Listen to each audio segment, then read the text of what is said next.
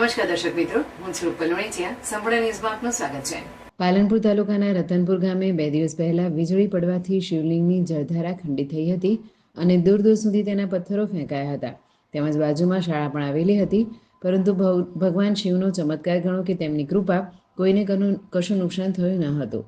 પરંતુ શિવલિંગની આસપાસ રહેલી જળધારા તૂટી ગઈ હતી, જેથી ગામના લોકો દ્વારા આ રામેશ્વર મહાદેવના મંદિરની પ્રતિષ્ઠા કરી આ જગ્યાને ફરીથી નવીન વિકસાવવામાં આવી છે, જેથી ભક્તો તેમજ ગામના લોકોએ નવીન શિવલિંગના દર્શન કરી ધન્યતા અનુભવી હતી અને ભગવાન રામેશ્વર મહાદેવનો આભાર માન્યો હતો.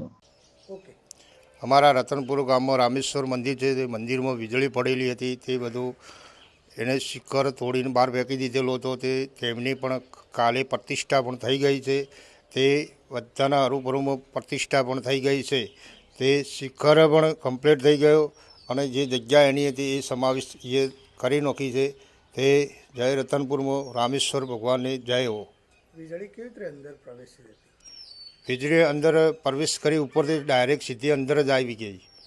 તે બાજુમાં એક સ્કૂલ હતી, તે સ્કૂલના બચ્ચા બચાવવા આ જે ભગવાને હાથ ધરી લીધો છે, તે ડાયરેક્ટ એને શિખર માથે બધો વજન લઈ લીધો અને આ ઘટના બનવાની એટલેથી પૂરી કરી નાખી છે.